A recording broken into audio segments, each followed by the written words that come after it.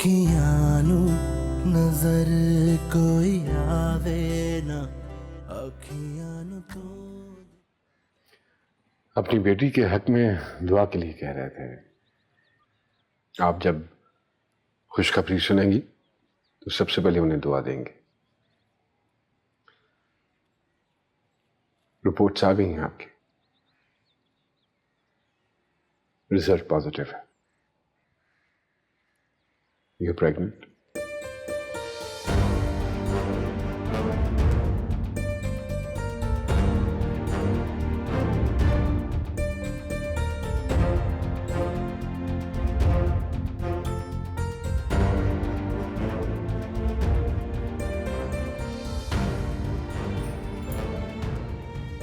मैं क्या करूं? दिल से पहली दुआ कुलसूम के लिए निकल रही है।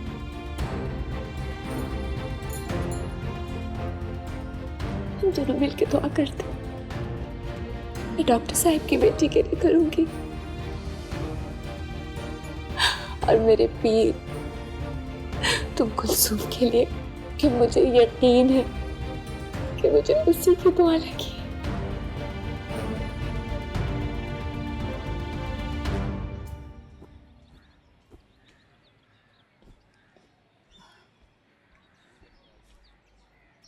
अरे तुम यहाँ क्यों बैठी हो बेटा? चलो चल के अंदर कमरे में बैठो। जिस दुल्हन की शादी होनी हो ना, वो ऐसे अकेले नहीं बैठती है। जाओ ना। चली जाऊंगी चाची जान, मेरा अंदर दिल घबरा रहा है, मैंने अभी नहीं जाना। तनीस बेटा, बुलाओ ना इसकी सहेलियों को। क्यों उसको अकेला छोड़ दिया? कमाल करते हो तुम लोग भी। तुम्हारी बेटी से छोड़ेगी तो कोई बैठेगा ना जाके। भाभी ऐसी बात है तो मैं उसको मना कर देती, वो नहीं इसके पास आएगी जब तक इसकी रुखसती ना हो जाए। अरे क्यों भाई, तुम दोनों माँ बेटियों ने बेड़ा उठाया है तो करो। हम दोनों माँ बेटी तो मेहमान है यहाँ पर।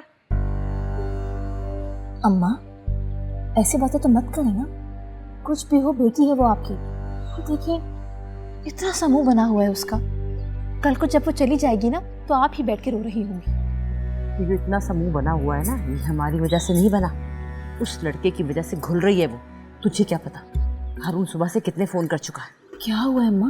अरे कहाँ मर गया है मनूस। कलचू बीबी साहबा का फोन है। क्या अल्लाह खैर, बिल्लू तो ठीक है ना? पता नहीं लेकिन बात कर। अस्सलाम वालेकुम बीबी साहब। तुम्हें पता है कुलसूम, तुम्हारी दुआ कबूल हो गई है। तुम्हारी मुसीबतों के सदक़े अल्लाह ताला ने मुझ पे अपना करम किया है। मेरी गोद हरी हो गई है। बहुत बहुत मुबारक। तुम्हें पता है, मैं अपनी जिंदगी की सबसे बड़ी खुशी सबसे पहले तुम्हें बता रही हूँ। और कुलसूम, पीर जी ने तुम्हारे लिए खास तौर पे दुआ की है। तुम बहुत खुश रहोगी, अल्लाह ताला तुम्हें बहुत खुशियाँ देगा। आमीन। अच्छा और बताओ ना, शादी की तैयारियां कैसी चल रही हैं? सब ठीक है बीबी साहबा, लेकिन मैं बिलाल के लिए बहुत परेशान हूँ। बिलाल के लिए? क्यों? बीबी साहबा उसे कल रात से फोन कर रही है और उसने एक बार भी मेरी कॉल नहीं उठाई, और अब तो उसका फोन भी ऑफ जा रहा है। हारून भाई ने दरगाह पे पता करवाया था लेकिन किसी को कुछ नहीं पता। अच्छा अच्छा, तुम परेशान मत हो, मैं पता करवाती हूँ। जी बीबी साहबा।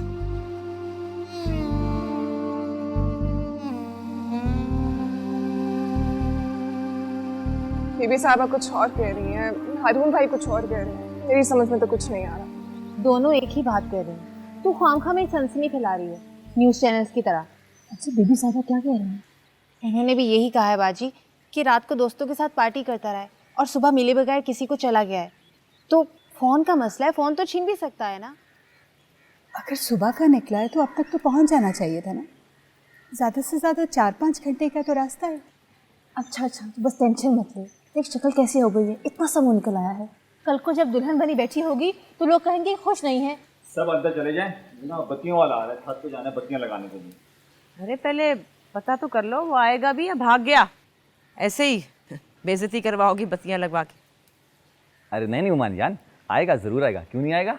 अरे तू नहीं जानता उसे, अजीब भगौड़ा सा सरफिरा सा लड़का है आवारा, जिसने अपनी माँ की इज्जत नहीं रखी वो हमारी इज्जत का क्या ख्याल करेगा? अगर उसने भागना होता ना तो यहाँ से दरगाह जाते हुए भागता, जो उसके लिए सबसे मुश्किल काम था। वहाँ से यहाँ आते हुए क्यों भागेगा वो? और वैसे भी अगर आप मुझे दुआ नहीं दे सकती ना तो कम से कम बदुआ भी मत दे। तू क्या समझती है कि बस तू ही परेशान है? मुझे कोई परेशानी नहीं। क्या बताऊं तुझे, क्या दिखाऊं कि तुझे पता चले कि मैं किस सूली पे लटक रही हूं? फर्क सिर्फ इतना है कि तू खुद से झूठ बोल सकती है, मैं नहीं।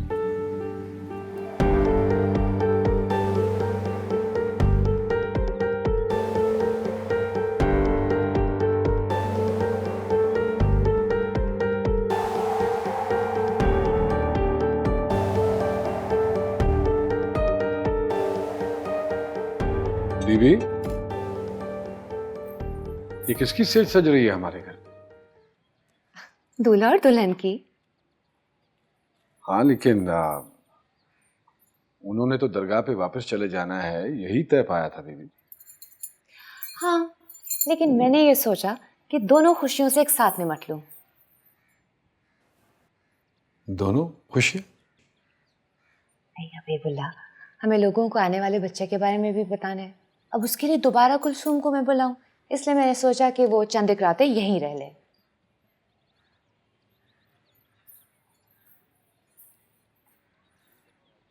बुरा लगा क्या तुम्हें?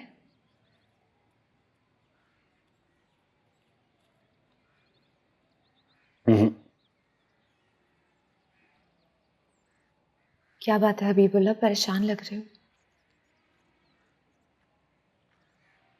परेशान क्यों? पता नहीं, कोई परेशानी है तुम्हारे चेहरे पर? हाँ, वो आपकी वजह से सारी रात परेशान रहा हूं बेबी। शायद वही बेसुकूनी आ गई है चेहरे पे।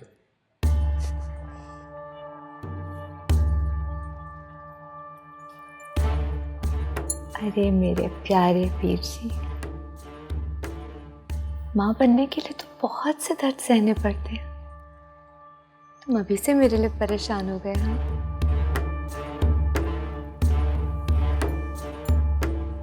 हाँ, सही गुलाम आपकी खिदमत में लगे हुए हैं। वली, यहाँ बहुत परेशानी फैल रही है, खासतौर पे बीबी साहिबा बहुत परेशान है। परेशान हो उनके दुश्मन सही, मैं थोड़ी देर में परेशानी दूर किए देता हूँ। वली, मेरे ख्याल में तुम्हें उस लड़के को वापस भिजवा देना चाहिए। सही, आपका हुक्म सर आंखों पर, मगर खादिम की दरखास्त थी कि आप खादिम पर भरोसा रखें। से जो कुछ तुमने सोचा है वली, वो मुझे होता हुआ नजर नहीं आ रहा। देखिए सही, अर्ज ये है कि जहाँ आप बैठे हैं ना सही, वहां से आपको बाजार दिख रहा है, लेकिन सही जहाँ मैं मौजूद हूँ ना, वहाँ ये सब आराम से हो जाएगा। सही, हालात बहुत बदल गए हैं। सही, अगर आपके दिल से उतर गई है तो अलग बात है, वरना सब बातों का हल बड़ी आसानी से निकल आएगा। सही, मैं बीबी साहिबा की बात कर रहा हूँ वली। सही, मैं भी वही बात कर रहा हूँ। सही, मेरी अर्ज सिर्फ ये है कि आप अपने दिल की सुने। तख्त नशीनों के दिल नहीं टूटने चाहिए सही, वरना इर्द गिर्द बहुत कुछ टूट जाता है। सही,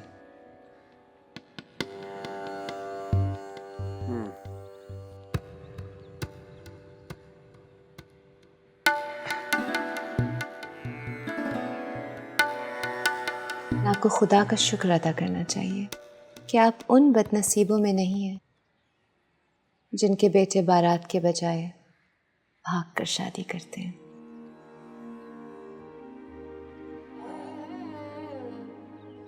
उसी का शुक्र तो इतना बड़ा सब्र दे रहा है बीबी साहिबा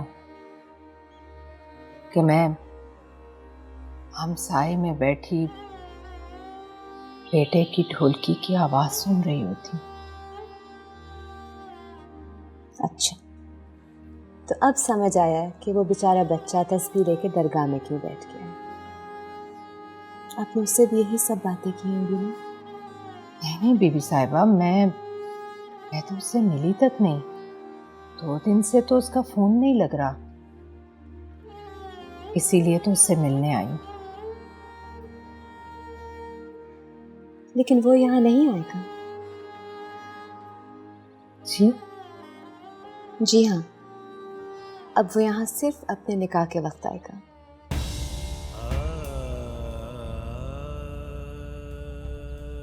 बिलाल ने कहीं दायरा खींच के तस्बीह पकड़ ली है और अब वो उससे एक दिन बाद ही निकलेगा। मालूम नहीं कि ये बहाना है या सच है, लेकिन सुनने में आया है कि उससे मेरे बाबा ख्वाब में आए थे और ये वजीफा उन्होंने ही उसे बताया है।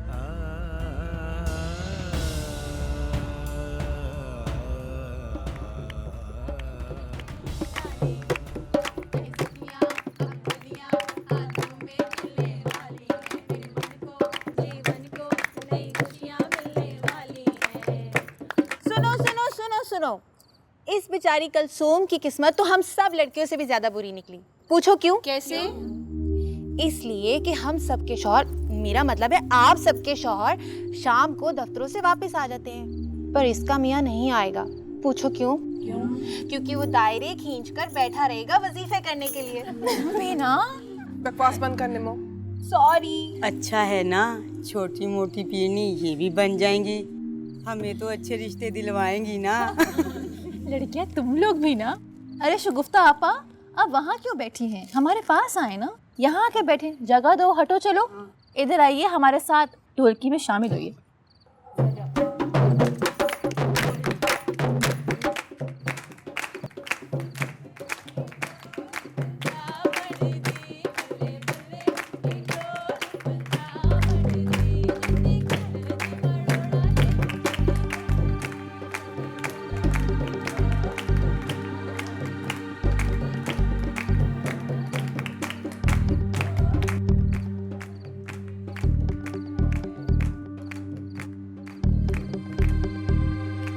इसके भी पर लग गए हैं काफी।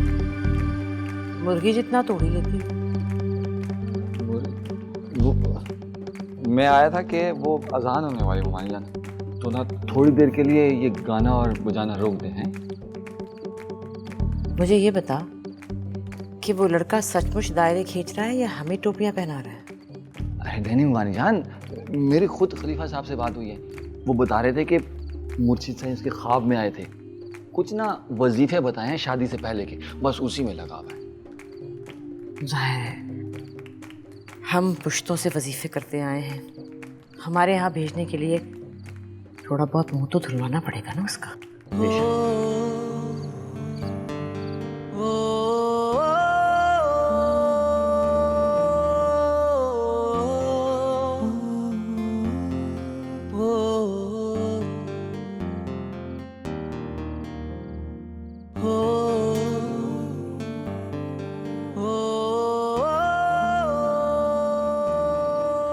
वजीफे वो तेरे लिए कर रहे हैं और हिचकियां मुझे आ रही हैं। पता नहीं कौन सी खुशियों के लिए वजीफे कर रहे। मेरी मेहंदी तो फीकी कर दी ना उसने। तेरी तो सिर्फ मेहंदी फीकी हुई है कलचू, मेरी तो जिंदगी फीकी कर रहा है वो कमबख्त। क्यों? तेरी जिंदगी क्यों फीकी हुई है? ले जा रहा है ना तुझे हमेशा के लिए अपने साथ, तो कल से इस घर में मैं अकेली हो जाऊंगी। किसके साथ करूंगी मैं इतनी सारी बातें? सिर्फ कुछ दिनों के लिए, क्योंकि मेरे जाने के बाद ना चची जान तुझे आराम से बैठने नहीं देंगी। पता नहीं यार नसीब में क्या लिखा हुआ है। तेरी तो सिर्फ मेहंदी फीकी हुई है, मेरा तो रिश्ता भी फीका होगा। देख लेना तू, टोटली अरेंज मैरिज। ये जो लव मैरिज होती है ना यार, बहुत मुश्किल होती है। अगर मेरे सर पे मुर्शिद साईं का हाथ ना होता तो ये सब कुछ कभी भी इतनी आसानी से ना होता। हमारे यहाँ तो किसी को इजाजत ही नहीं है कि वो अपने लिए खुशियां ढूंढे। यहाँ तो चंदे वाली खुशियां चलती हैं जिसमें सब थोड़ा थोड़ा अपना हिस्सा डालते हैं। हमारे लिए तो अरेंज मैरिज ही ठीक है यार। अभी से थक गई तू? थकी नहीं है, बस बहुत फील किया है मैंने। तुझे पता है बाबा ने मुझसे कोई बात नहीं की और ना ही मुझसे कुछ पूछा। मम्मा मुझे तो डर है कि पता नहीं रुखसती वाले दिन वो मेरे सर पे हाथ रखते भी है या नहीं, फिर मुझे हारून भाई के गले लग के रोना होगा। अच्छा ठीक है ना, मैं तो हूं ना, मुझे गले मिल ली। हाँ ये तो आपका बड़ापन है जी, शुक्रिया तो मुझे आपका अदा करना चाहिए। आपने बिलाल के साथ इतना ताउन किया, उसे अपने नाइब का ओहदा दिया, उसका इतना ख्याल रख रहे हैं आप। मैं दिल से मशकूर हूँ आपकी। अल्हम्दुलिल्लाह, मैं खताकार किस लायक। शुक्र अदा करना है तो उस अल्लाह का कीजिए, उसने करम किया और उसे अच्छों की सोबत में डाला। जी ठीक कह रहे हैं आप। बिलाल खैरियत से? जी बिल्कुल खैरियत से। देखें बीबी, शर और खैर जिंदगी के सिक्के के दो रुख हैं। क्या मतलब? मतलब ये कि बाज़ वक्त ऐसा होता है कि जिस बात में किसी एक शख्स के लिए खैर हो, उसमें किसी दूसरे के लिए शर होता है। आपका इशारा किस बात की तरफ है, मैं समझ नहीं पा रही। मेरा इशारा उसी बात की तरफ है जो बात मैं आपसे करने आया हूं। जी कहिए। देखिए बीवी, बिलाल अभी तक आया नहीं है और वो आएगा भी नहीं। क्या? मगर क्यों? कहाँ है वो? अरे आप इत्मीनान रखें, बात सिर्फ इतनी है कि उसने एक वजीफे के सिलसिले में हुजरे में एक दायरा खींचा था और अभी तक उस दायरे से बाहर नहीं निकला। पता नहीं कब निकले, खुदा जाने वो इस विजदानी कैफियत से कब बाहर निकलता है। ये आप क्या कह रहे हैं? मुझे कुछ समझ नहीं आ रहा। अल्लाह, आप पढ़े लिखे लोगों का यही तो मसला है। ये रूहानी और बातिनी मामलात हैं, आपकी समझ से बालातर हैं। ये कौन से मामलात हैं कि बिलाल अपने निकाह पर भी नहीं आ रहा? ये कौन सा वजीफा कर रहा है वो? देखिए, हम जानते हैं कि आप इन नजरियात के खिलाफ, इसलिए ये बात आपके लिए अजीब है। मैं समझ सकती हूँ आप क्या कह रहे हैं और मैं ये भी जानती हूँ कि बिलाल एक वजीफे पर बैठा था, लेकिन बीबी साहिबा ने कहा था कि वो आज वजीफे से उठ जाएगा। बीबी साहब ने बिल्कुल दुरुस्त फरमाया था। मैंने मुझ खादिम ने ही उन्हें मुत्तला किया था। आज ही के दिन उसे दायरे से बाहर आना था। तो आया क्यों नहीं? मैं अभी बीबी साहिबा को फोन देखिए, आप तो तशरीफ रखिए, मेरी बात सुनिए।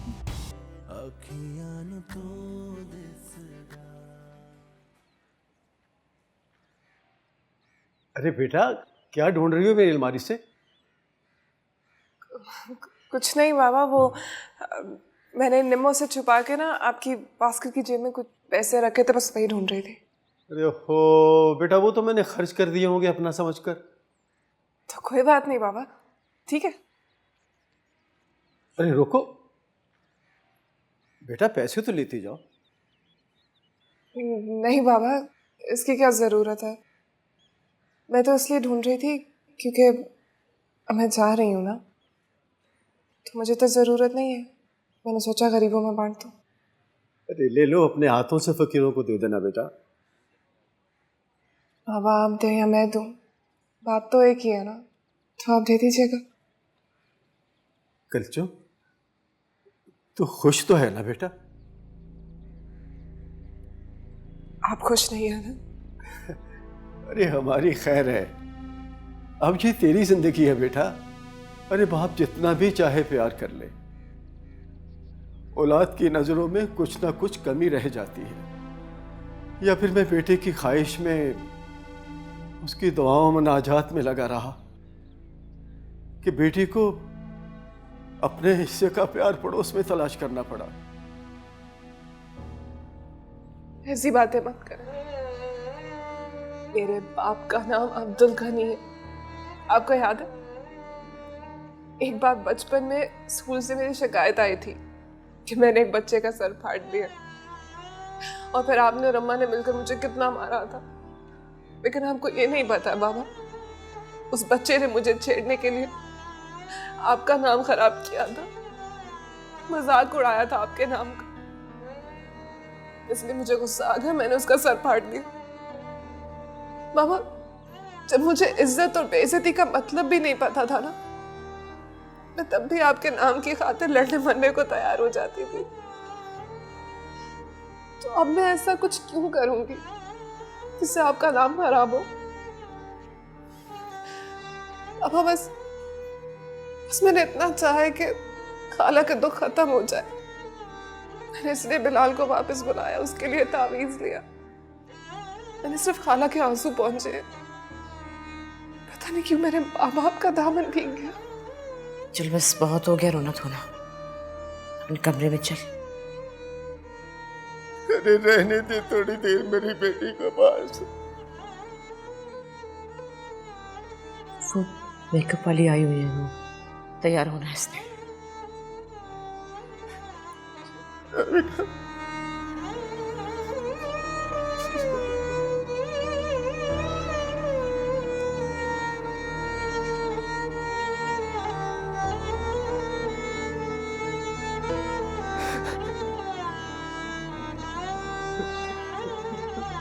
तुम भी तैयार हो जाओ।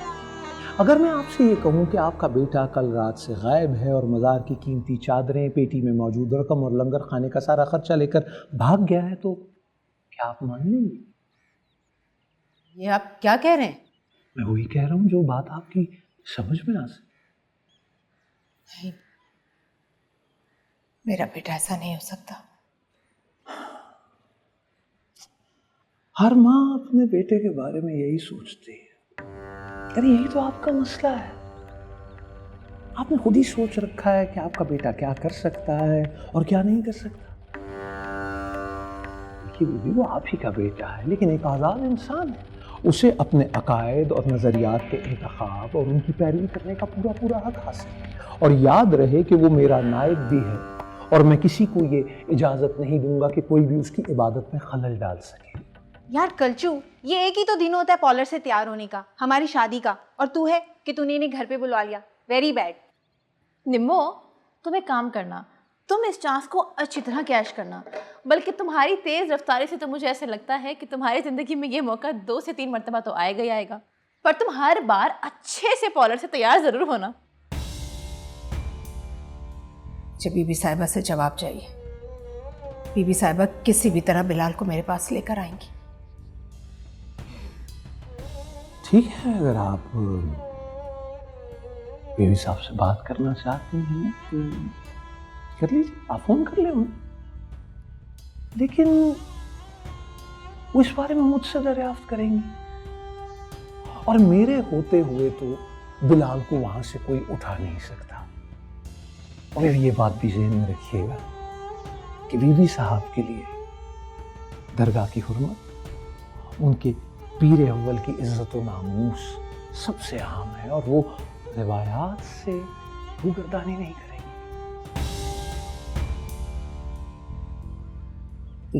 क्या कह रहे हैं आप? मैं तो सीधी सीधी बात कर रहा हूं। देखिए, अगर किसी ने बिलाल को वजीफे से उठाने की कोशिश की तो पुलिस में रिपोर्ट कर दूंगा, ताकि कम से कम 7 साल तक वो जेल में इबादत कर सके और कोई दखल अंदाजी न करे। मुझे कुछ समझ नहीं आ रही है क्या हो रहा है ये।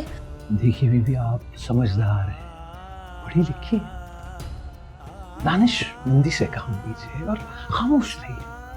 वो कहते हैं ना कि एक चुप 100 सुख। देखिए, मैंने सबको इन मामलात से इसलिए भी लाइल रखा कि एक तरफ एक बेटी के बाप की इज्जत का सवाल है, इसलिए हम इन मामलात में बहुत एहतियात बरतें, और दूसरी तरफ इस निकाह का वक्त मुकर्ररा पर होना पीर हबीबुल्लाह की नामूस का सवाल। आप समझ रही हैं ना मैं क्या कह रहा हूं?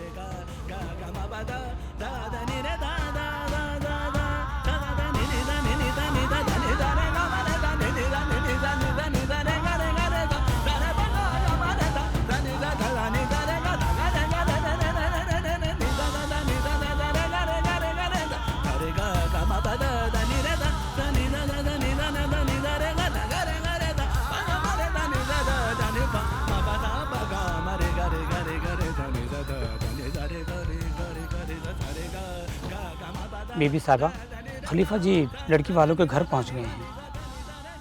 क्या? ये बात तो मुझे अल्लाह रखे ने फ़ोन पर बताई है जी। अब जाइए। ये कैसी गुस्ताखी है पीर जी? वो बिना इजाजत अंदर कैसे गया? पहले वो मेहर निगार के यहाँ चला गया और अब बिलाल को लेकर निकाह के लिए पहुंच गया है। पता नहीं क्या वजह होगी। खैर हम जा रहे हैं वहां, अब रिलैक्स रहिए। कैसे रिलैक्स हो जाऊं? उसको इजाजत किसने दी है? हम किस लिए जा रहे हैं? हम उन बच्चों के माँ बाप, बड़े खानदान सब बन करके उनकी शादी करा रहे हैं, और वो बिलाल को बिना बारातियों के यतीमों की तरह अंदर ले गया है। अरे बीबी, इतनी सी बात है, आप ओवर रिएक्ट कर रही हैं। इतनी सी बात, ये इतनी सी बात नहीं है। अगर आपने उसको पहली मर्तबा ही उसकी हरकत पे डांट दिया होता ना, तो वो आज ये काम करने की हिम्मत नहीं करता। बीबी, मैं पूछ लूंगा उससे, लेकिन खुदारा खुद को इन बातों पे हल्का मत कीजिए। कैसे ना करूं? आखिर वो भी किसी के बच्चे हैं। उनकी बाइज्जत तरीके से शादी करने की जिम्मेदारी हमने खुद ली थी। बीबी, दूसरों के बच्चों की परवाह करना छोड़िए, हमारे बच्चे का ख्याल कीजिए। मैं नहीं चाहता हूं कि आप किसी भी किस्म का रिस्क लें, मत उलझाइए खुद को इन बातों में। उसने इतनी बड़ी हुकूमतों की हिम्मत की कैसे?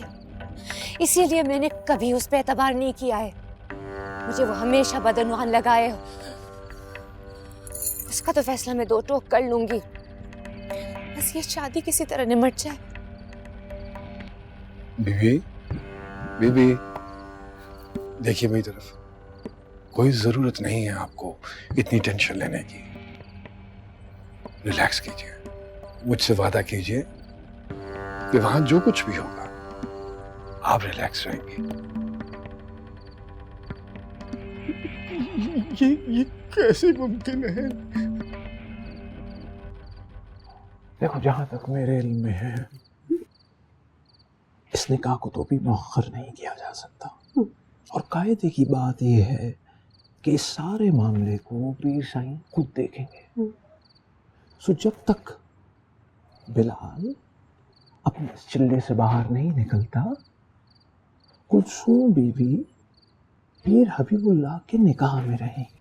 क्या? हाँ, वो जैसे ही बिलाल इस वजदानी कैफियत से बाहर आएगा, उसका निकाह कुलसूम बीबी से बढ़ा देगा। नहीं, ये कैसे मुमकिन है? नहीं मामू जान, हम भला मुर्शिद साईं के अहकामात से कैसे इनकार कर सकते हैं? और निकाह का फैसला भी तो मुर्शिद साईं की तरफ से आया था ना। हमें इस बात पे यकीन रखना चाहिए कि आइंदा भी जो हमारे हक में बेहतर होगा ना, मुर्शिद साईं सिर्फ उसी का हुक्म देंगे हमें, हैं? हारून ठीक कह रहा है। माशाल्लाह, कितनी प्यारी लग रही है मेरी बेटी। वाह ताई अम्मी, अब प्यारी लग रही है। पहले तो मेकअप वाली को आप बुलाने नहीं दे रही थी, इतनी मुश्किल से बुलाया मैंने मेकअप वाली को। इसलिए कि इसे इन सब चीजों की जरूरत है। ये तो वैसे ही जान का टुकड़ा है। ताई अम्मी, हर लड़की को खूबसूरत दिखने के लिए थोड़ा बहुत मेकओवर लेना पड़ता है। लेकिन ये हर लड़की नहीं, ये तो लाखों में एक है। ताई अम्मी, आज आपको कलचू पे इतना प्यार क्यों आ रहा है? जैसे लोगों को किसी के मरने के ऊपर आता है। हट पागल, सोच के बुला कर। मैं अपने बच्चों से हर वक्त प्यार नहीं करती, बस उस वक्त हाथ रखती हूँ सर पे जब उन्हें मेरी जरूरत हो। मोमानी जान, वो ना खलीफा साहब कुलसूम से मिलना चाह रहे हैं। अच्छा, खैरियत? हाँ हाँ, वो ना सर पे हाथ रख के दुआ देनी होगी, उनका ना अपना एक तरीक़ेकार है? तो फिर से आने दो उन्हें को, आ जाए। नहीं, वो ना अकेले मिलना चाह रहे थे, तो आप दोनों जो है ना वो थोड़ी देर के लिए बाहर चले जाओ। चलो ठीक है। सुन, खलीफा साहब से अदब से सर झुका के बात करना, आंखें इधर उधर मत हिलाना और ना ही ज्यादा बोलना। तो दुल्हन है, समझी? शहजाद, चलो।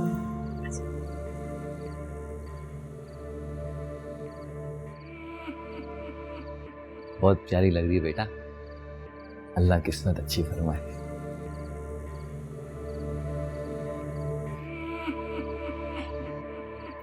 अरे खाला, अस्सलाम वालेकुम, आप आइए, अंदर आइए। आओ आओ मेहरनिगार, कनीज कोई हार वार लेकर आओ भाई, लड़के की अम्मा आई हैं।